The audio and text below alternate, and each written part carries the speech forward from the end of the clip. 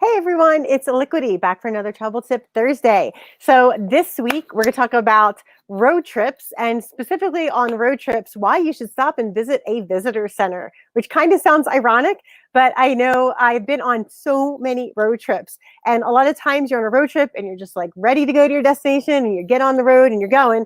And many people really don't stop at visitor centers and I'm surprised at how many people don't stop there. There's a couple reasons why you want to stop at a visitor center if you are in the state, especially if you're in the state that you're going to visit. Or if you're in the state that you're going to sleep over because you're doing a multi-day trip, that you want to stop at a visitor center, why you want to do that. So one reason you want to stop at a visitor center is because they usually have people there. Sometimes they're volunteer. A lot of times they have been a resident for many, many years and they know all of the good local places. So like good local restaurants and good local things to do that might not be super touristy, or they might be touristy, but you can stop in there and ask them. They're just a great resource of information. So go in there and talk to an actual physical person because you can look it up on Google Maps, but Google Maps, and they have reviews, but it's not the same as going in and talking to a real person. So go into the visitor center and talk to the person, ask them about like if you're looking for restaurants or if you're looking for something to do, or if maybe you're looking for a park to hang out at with your dog for a while because they've been in the car all day. There are great resources, people at visitor center to help you with that because a lot of times they've lived in the area for a very long time. A second reason to go to the visitor center is because a lot of times visitor centers will have free maps of the area, and maps are very expensive, especially if you buy them online. And so even if it's a small map of the city or if it's a map of the state, a lot of times they'll have regional maps there that they offer you for free because they want you to stay and visit their state. Take that map, even if you have GPS on your phone, because sometimes the GPS isn't right. And also the other thing is if you have a paper map, you'll probably discover something that you didn't know was there previously because you were just looking at that little spot on your Google map. And that happened to me. And I actually discovered Kodachrome State Park while looking at an actual paper map that I would not have discovered on Google Maps because it would have been outside of the area that I was traveling at. And Kodachrome State Park in Utah is amazing. It is the best place to go to view stars that I've ever been to.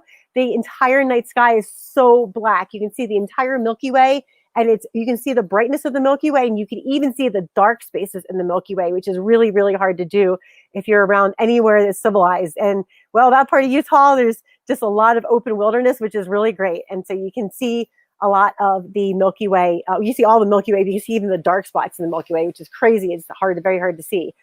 And so stop in there, grab a paper map because you'll probably discover on that paper map someplace you've never been and didn't even think of going because it's on a paper map on a bigger area and it may be on your way. So it might be an easy stop. So definitely grab the paper map.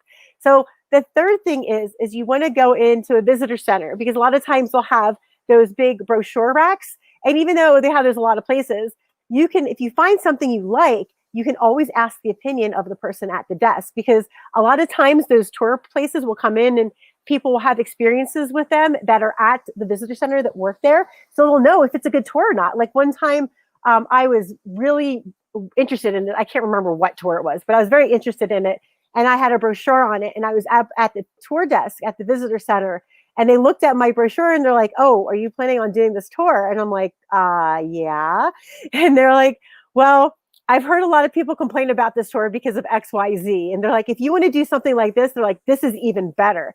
And so that person, even though that's what I originally planned to do, that person had the insider knowledge to say, don't do this. This is what you want to do. We did the alternate activity, which I can't remember what it was now, but I remember thinking, wow, I'm really glad that I asked that person or that person saw my brochure because if they hadn't, then I would have gone on that tour and had not a great time.